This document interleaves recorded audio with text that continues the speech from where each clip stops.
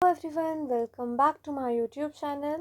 Harshita this side, and today we will be looking at the Gupta period or the Gupta Empire.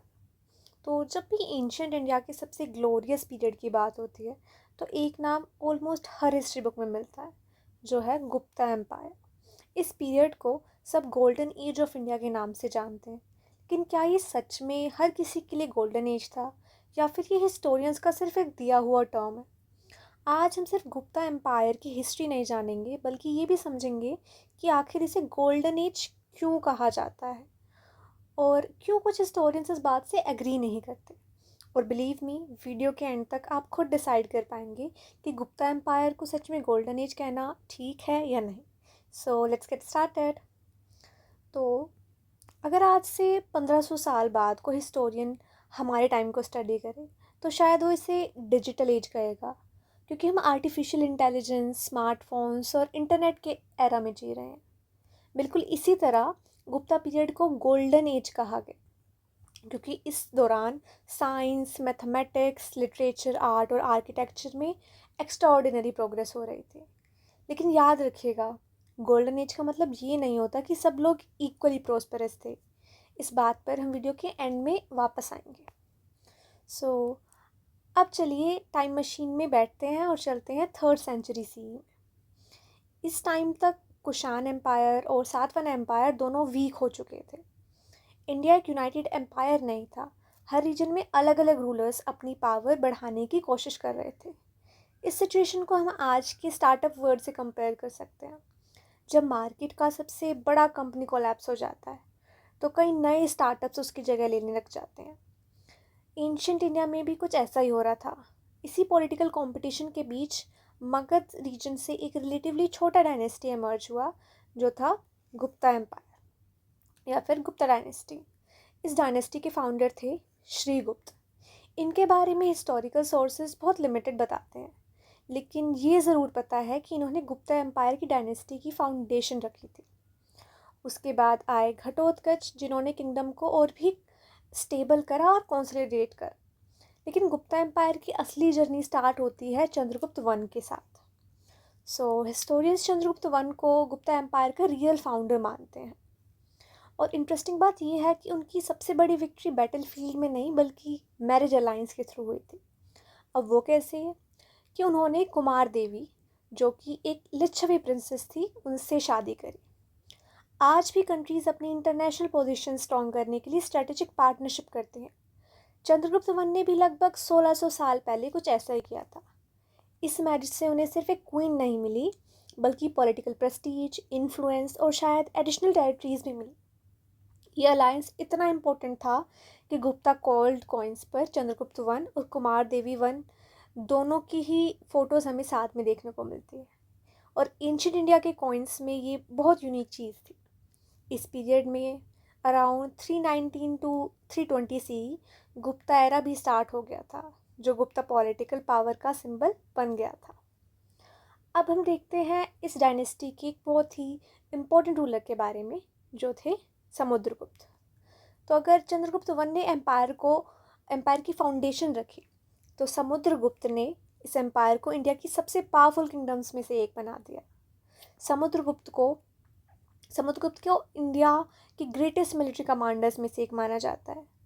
उनके बारे में हमें सबसे important information मिलती है अलाहाबाद पिलर इंस्क्रिप्शन से, जिसे हम प्रयाग प्रशस्ति के नाम से भी जानते हैं, जिसे लिखा था उनके कोर्ट पोएट हरिसेन ने। समुद्रगुप्त ने नॉर्थ इंडिया के कई रूलर्स को डिफीट करके उनकी टेरिटरीज डायरेक्टली अपने एम्पायर में मिला दी। लेकिन जब वो साउथ इंडिया गए तो उन्होंने एक अलग स्ट्रैटेजी यूज़ करी। उन्होंने सदर्न रूलर्स को डिफीट तो किया, लेकिन उनके किंगडम्स को एनेक्स नहीं किया, बल्कि उन रूलर्स को उनकी गद्दी पर रहने दिया। बस कंडीशन ये थी कि वो गुप्ता एम्पायर की सुप्रीमेसी एक्सेप्ट करे और उन्हें ट्रिब्यूट दे। आज के टाइम में भी पावरफुल कंट्रीज़ हर जगह डायरेक्ट कंट्रोल नहीं करती। कई बार वो अलायंसेस और इन्फ्लुएंस के थ्रू अपनी पावर मेंटेन करती है। समुद्रगुप्त की स्ट्रैटेजी भी कुछ ऐसी ही थी। इसी मिलिट्री ब्रिलियंस की वजह से हिस्टोरियन विंसेंट स्मिथ ने उन्हें नेपोलियन ऑफ इंडिया का टाइटल दिया। लेकिन याद रखना, ये टाइटल समुद्रगुप्त के टाइम का नहीं था।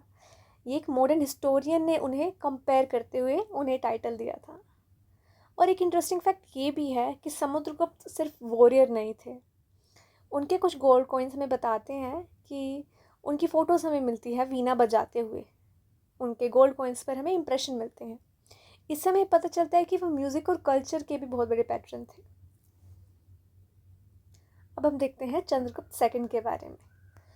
समुद्रगुप्त के बाद चंद्रगुप्त सेकंड आए, जिन्हें हम विक्रमादित्य के नाम से भी जानते हैं। इनके रीजन में गुप्ता एम्पायर अपनी पीक पर पहुंच गया था। उन्होंने वेस्टर्न क्षत्रप्स को हराया और गुजरात और मालवा पर कंट्रोल स्टैब्लिश किया। अब आप सोच रहे होंगे कि गुजरात इतना इम्पोर्टेंट क्यों था। तो बात सिंपल सी है। गुजरात के पोर्ट्स उस टाइम पर इंटरनेशनल ट्रेड के लिए मेजर सेंटर्स थे। अगर आज कोई कंट्री वर्ल्ड्स के बिजिएस्ट शिपिंग रूट्स को कंट्रोल करे तो उसकी इकोनॉमी कितनी स्ट्रांग हो जाएगी। आज के टाइम पे जियोपॉलिटिक्स में हमें यही देखने को मिलता है। बिल्कुल वही एडवांटेज गुप्ता एम्पायर को भी मिली। ट्रेड बढ़ा, वेल्थ बढ़ी और एम्पायर और भी ज़्यादा प्रॉस्परस हो गया। ट्रेड बहुत ज़्यादा एक्सपेंड हुआ। इसी पीरियड में Chinese Buddhist travellers Fahien India आए और उन्होंने अपनी ट्रैवल अकाउंट में लिखा कि कई रीजन्स प्रॉस्परस थे, रोड्स कंपैरेटिवली सेफ थे और बुद्धिस्ट मोनेस्ट्रीज काफ़ी अच्छी कंडीशन में थी। लेकिन एक हिस्टोरियन की तरह हमें ये भी याद रखना चाहिए कि फाहियान का फोकस मेनली बुद्धिज़्म पर था।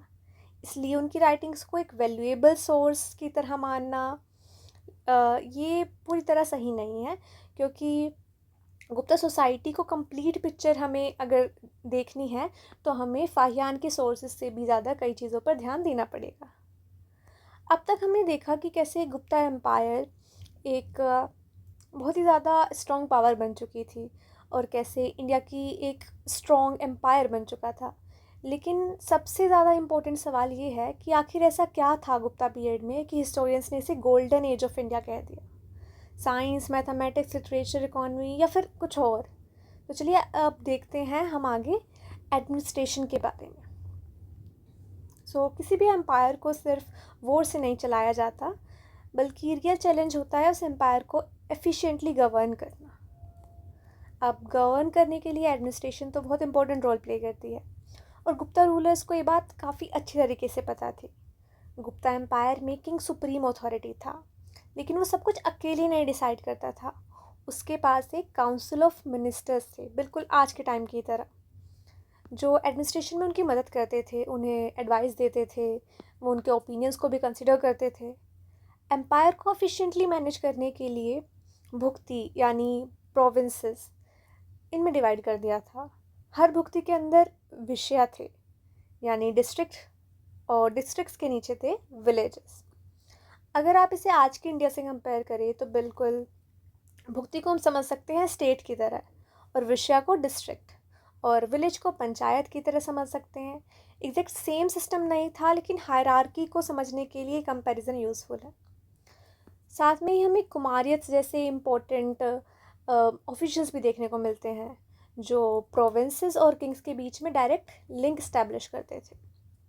और एक इंटरेस्टिंग बात यह है कि गुप्ता रूलर्स ने लोकल एडमिनिस्ट्रेशन को भी काफ़ी इम्पोर्टेंस दी। विलेज काउंसिल्स और लोकल ऑफिसर्स को लोकल इश्यूज़ को हैंडल करने के लिए रिस्पॉन्सिबिलिटी दे दी। इससे सेंट्रल गवर्नमेंट पर प्रेशर कम पड़ता था। हमें लोकल गवर्नमेंट की इम्पोर्टेंट रोल के बारे में भी देखने को मिलता है। यही वजह थी कि इतना बड़ा एम्पायर रिलेटिवली स्मूथली वे में फंक्शन कर रहा था। अब बात करते हैं हम गुप्ता एम्पायर की इकॉनमी के बारे में। किसी भी सिविलाइजेशन की स्ट्रेंथ होती है उसकी इकॉनमी। गुप्ता एम्पायर की इकॉनमी की बैकबोन थी एग्रीकल्चर। ज़्यादातर लोग फार्मिंग करते थे और स्टेट की मेजर इनकम लैंड रेवेन्यू से आती थी। लेकिन गुप्ता इकॉनमी सिर्फ फार्मिंग तक ही लिमिटेड नहीं थी। इंटरनल ट्रेड भी काफ़ी एक्टिव था। डिफरेंट सिटीज़ और रीजन्स के बीच में गुड्स एक्सचेंज होते रहते थे। हमें इंटरनल ट्रेड और ओवरसीज़ ट्रेड दोनों ही देखने को मिलते हैं। इंटरनेशनल ट्रेड भी काफ़ी ज़्यादा फ्लरिश कर रहा था। गुप्ता एम्पायर का ट्रेड साउथ ईस्ट एशिया और वेस्ट एशिया तक था। आपने सिल्क रूट का नाम ज़रूर सुना होगा। ये सिर्फ सिल्क ट्रांसपोर्ट करने के लिए नहीं बना था, बल्कि आइडियाज़, रिलीजन्स और टेक्नोलॉजीज़ भी इसी रूट से ट्रैवल करती थी। एक और चीज़ जो गुप्ता एम्पायर को या फिर गुप्ता एम्पायर की इकॉनमी की स्ट्रेंथ दिखाती है, वो है उनके गोल्ड कॉइन्स। जिन्हें दिनार कहा जाता था। सोचिए अगर किसी कंट्री के पास high quality gold coins issues करने की कैपेसिटी है, तो इसका मतलब ये है कि उनकी इकोनॉमी काफ़ी ज़्यादा स्टेबल और प्रॉस्परस है। मर्चेंट्स और आर्टिजन्स ग्रुप्स, जिन्हें श्रेणीज़ या फिर गिल्ड्स कहा जाता था, ये ट्रेड को रेगुलेट करते थे। आज के बिजनेस एसोसिएशंस या चैम्बर्स ऑफ कॉमर्स की तरह ही ये ऑर्गेनाइजेशन इकोनॉमिक एक्टिविटीज़ को ऑर्गेनाइज करते थे और काफ़ी ज़्यादा फ़ायदेमंद भी रहे गुप्ता एम्पायर के लिए।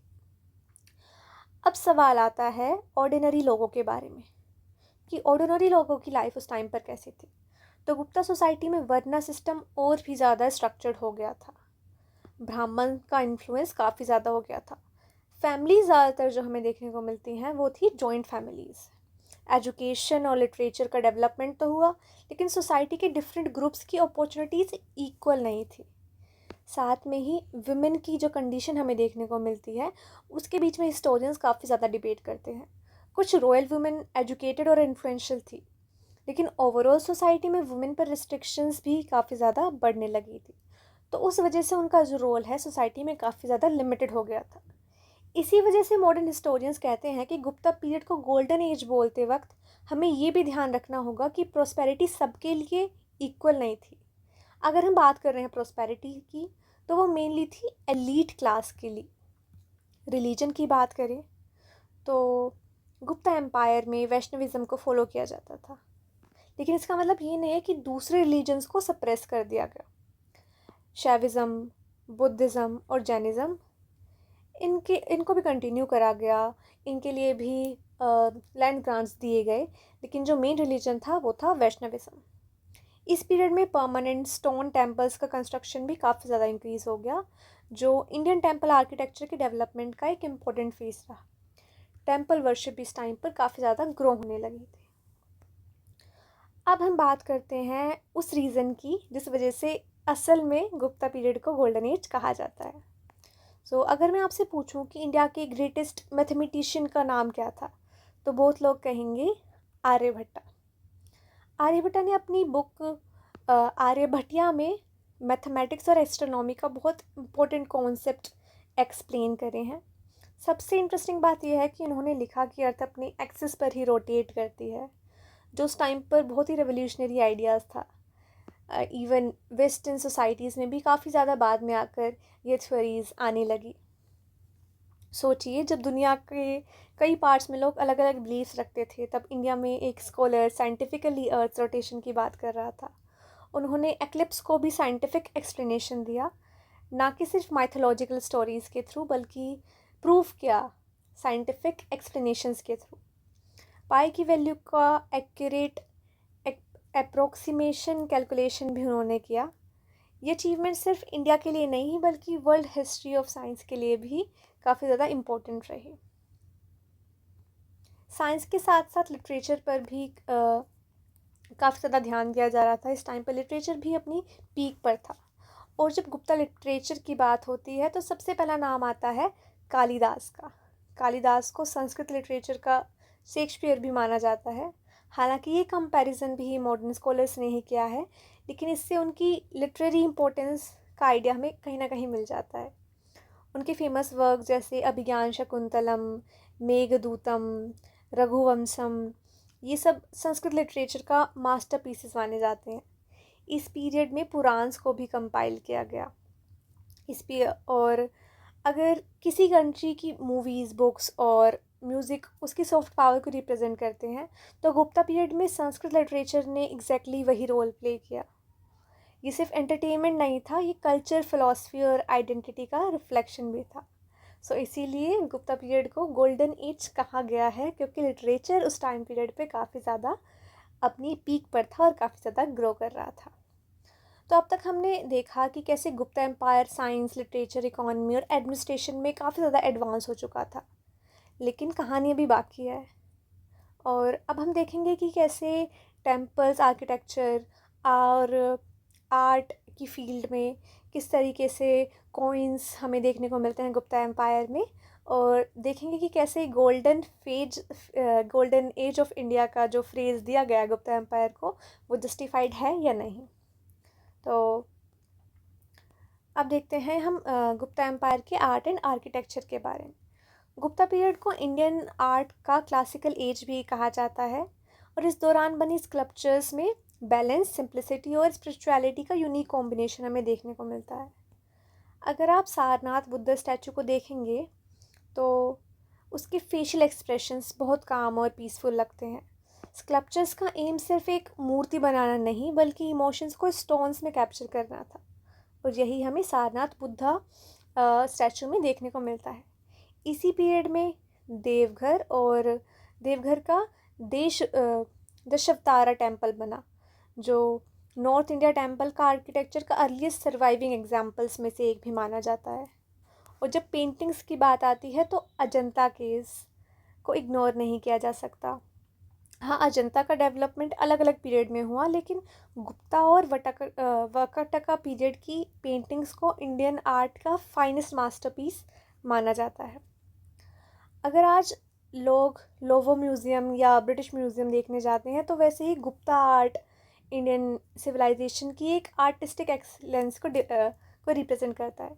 इसी के साथ में ही मेहरौली का आयरन पिलर, जो माना जाता है कि चंद्रगुप्त सेकंड के टाइम पीरियड का है, और वो भी उस टाइम की ब्रिलियंस को हमें दिखाता है कि कैसे मेटलर्जी उस टाइम पर इतनी ज़्यादा एडवांस थी कि इतने सालों बाद भी आज वो पिलर रस्ट फ्री है और आज भी हमें वहाँ पे जैसे का तैसा देखने को मिलता है।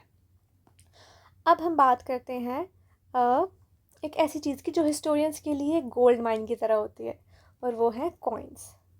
आप सोच रहे होंगे कि कॉइन से हिस्ट्री में कैसे पता चल सकती है। सो एक्चुअली एंशियंट कॉइन्स हमें सिर्फ इकोनॉमी के बारे में नहीं बताते, वो बताते हैं कि रूलर खुद को कैसे दिखाना चाहते थे, उसके टाइटल्स क्या हैं, उसके अचीवमेंट्स क्या है और उसके किंगडम्स की प्रॉस्पेरिटी कितनी थी। गुप्ता रूलर्स ने हाई क्वालिटी गोल्ड कॉइन्स यानी दिनार्स इशू करवाए। समुद्रगुप्त ने वीना टाइप कॉइन्स हमें बताते हैं कि सिर्फ कॉन्करर नहीं था, वो म्यूज़िक लवर भी था। तो ये सारी चीज़ें हमें बताती है उस टाइम की सोसाइटी के बारे में, उस टाइम के किंग्स के बारे में, किंग्स अपने आप को कैसे दिखा रहे हैं सोसाइटी को, और सोसाइटी उस टाइम पर कैसी है, वो प्रोस्पेरस है या नहीं है, इकोनॉमी कैसी, ये सब चीज़ें हमें कॉइन्स से पता चलती हैं। कुछ कॉइन्स में रूलर्स को आर्चरी करते हुए भी दिखाया गया है, कुछ में हॉर्स सेक्रीफाइस यानी अश्वमेध यज्ञ को कमेमोरेट करते हुए दिखाया गया है। आज के टाइम में कंट्रीज़ अपनी आइडेंटिटी स्टैम्प्स और करेंसी नोट्स पर दिखाती है। गुप्ता रूलर्स भी कॉइन्स के थ्रू अपनी इमेज और अचीवमेंट्स को पब्लिकली पहुंचाना चाहते थे। अब एक इम्पोर्टेंट सवाल आता है कि अगर गुप्ता एम्पायर इतना ज़्यादा पावरफुल था तो फिर उसका डाउनफॉल कैसे हुआ। हिस्ट्री का एक रूल ये है कि कोई भी एम्पायर हमेशा के लिए नहीं रहता। चंद्रगुप्त सेकंड के बाद कुछ केपेबल रूलर्स आए, जैसे स्कंदगुप्त। उन्होंने हून इन्वेजन को सक्सेसफुली सामना किया, तो हमें ये देखने को मिलता है। लेकिन कंटिन्यूस वॉर्स का इकोनॉमिक कॉस्ट भी काफ़ी ज़्यादा हाई था। ग्रेजुअली वीक सक्सेसर्स आए, जिनकी वजह से कुछ प्रोविंसेस इंडिपेंडेंट हो गए और सेंट्रल अथॉरिटी कहीं ना कहीं कमज़ोर पड़ती गई। हून्स के रिपीटेड अटैक्स के बाद एम्पायर काफ़ी ज़्यादा वीक हो गया। अगर आज किसी कंपनी का सीईओ स्ट्रॉन्ग हो तो कंपनी ग्रो करती है, लेकिन अगर लीडरशिप वीक हो जाए और कंपटीशन बढ़ता जाए तो कंपनी भी स्ट्रगल करने लग जाती है। गुप्ता एम्पायर के साथ भी कुछ ऐसा ही हुआ। 6th सेंचुरी के आसपास Gupta empire gradually regional kingdoms में ब्रेक हो गया और इसी तरह गुप्ता एम्पायर का डिक्लाइन हो गया। लेकिन किसी एम्पायर को सिर्फ उसके एंड से जज करना ये ठीक नहीं है, उसकी लेगेसी उससे कई ज़्यादा इम्पोर्टेंट होती है। गुप्ता एम्पायर ने इंडिया को दिया क्या? एक politically stable empire, world class mathematics, Aryabhata जैसे साइंटिस्ट, कालिदास जैसे poets, beautiful temples, outstanding sculptures और एक कल्चरल आइडेंटिटी जिसने बाद की इंडियन सिविलाइजेशंस को डीपली इन्फ्लुएंस किया। इसी वजह से गुप्ता एम्पायर को इंडियन हिस्ट्री का एक लैंडमार्क फेज माना जाता है। ये सब चीज़ें हमें देखने को मिलती है as a legacy of Gupta empire.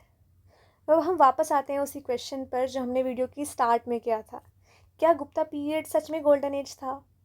अगर हम साइंस, मैथमेटिक्स, लिटरेचर, आर्ट और पॉलिटिकल स्टेबिलिटी की बात करें तो आंसर है यस। लेकिन अगर हम सोसाइटी के हर सेक्शन को देखें तो पिक्चर थोड़ी डिफरेंट लिखती है। कास्ट हायरार्की और भी ज़्यादा स्ट्रक्चर्ड हो गई इस टाइम पीरियड में। विमेन की सोशल पोजीशन को लेकर हिस्टोरियंस डिबेट करते हैं और प्रोस्पेरिटी हर एक क्लास को इक्वली नहीं मिली। इसीलिए आज के हिस्टोरियंस गुप्ता पीरियड को ब्लाइंडली गोल्डन एज कहने से डरते हैं। वो कहते हैं कि ये एक एक्स्ट्रा ऑर्डिनरी पीरियड था, but mainly in terms of intellectual, cultural and political achievements. History का काम सिर्फ रूलर्स को ग्लोरीफाई करना नहीं होता, हिस्ट्री का काम होता है अचीवमेंट्स और लिमिटेशंस दोनों को समझना। तो ये थी गुप्ता एम्पायर की कहानी, एक छोटे से किंगडम की जो इंडिया का सबसे इन्फ्लुएंशियल एम्पायर में से एक बन गया। अगर आपको लगता है कि हिस्ट्री डेट्स और नेम्स का कलेक्शन नहीं है, तो सिर्फ गुप्ता एम्पायर हमें सिखाता है कि हिस्ट्री आइडियाज़, डिस्कवरीज, पॉलिटिक्स और ह्यूमन एम्बिशन की भी कहानी होती है। अगर आपको ऐसी एविडेंस बेस्ड स्टोरी वीडियोस पसंद है तो चैनल को सब्सक्राइब ज़रूर करना और कमेंट्स में मुझे बताना कि आपके हिसाब से गुप्ता पीरियड को गोल्डन एज बोलना सही है या नहीं। Thank you.